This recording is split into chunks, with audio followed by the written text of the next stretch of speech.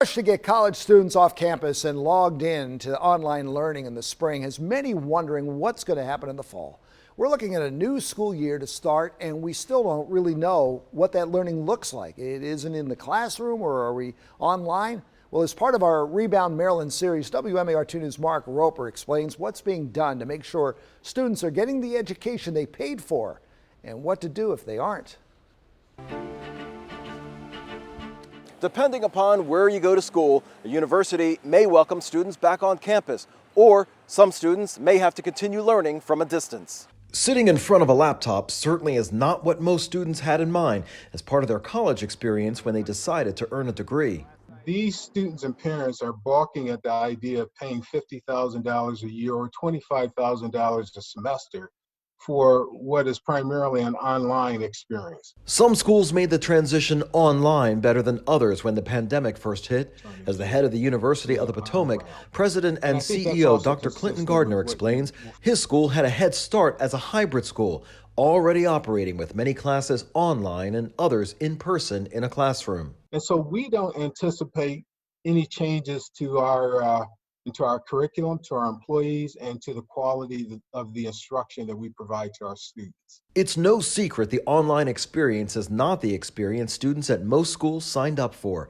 It's a fact not lost on one of the 7 associations to accredit the nation's institutions, Middle States Commission on Higher Education President Dr. Heather Perfetti. But any institution that envisions needing to deliver programs beyond December by distance education will need to get approval from us using our regular and established policies and procedures for doing that. Meanwhile, Perfetti ensures even though the method of teaching changed in the move to online instruction at many schools, the quality of education has not. We've not waived any of our requirements that institutions must meet from a standards perspective.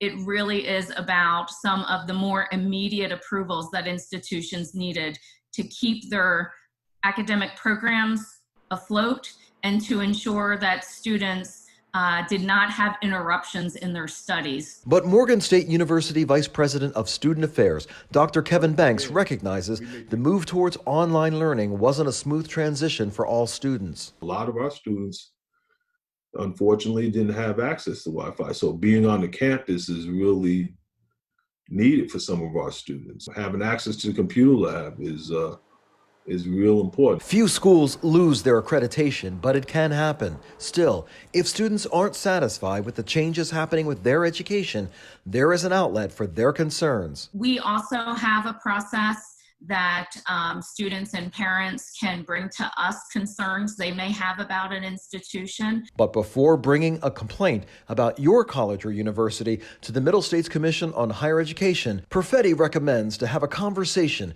with your school administrators first. Tomorrow on Good Morning Maryland, we'll take a look at why there are no universal guidelines for universities to reopen during a pandemic. In Baltimore for Rebound Maryland, Mark Roper, WMAR 2 News.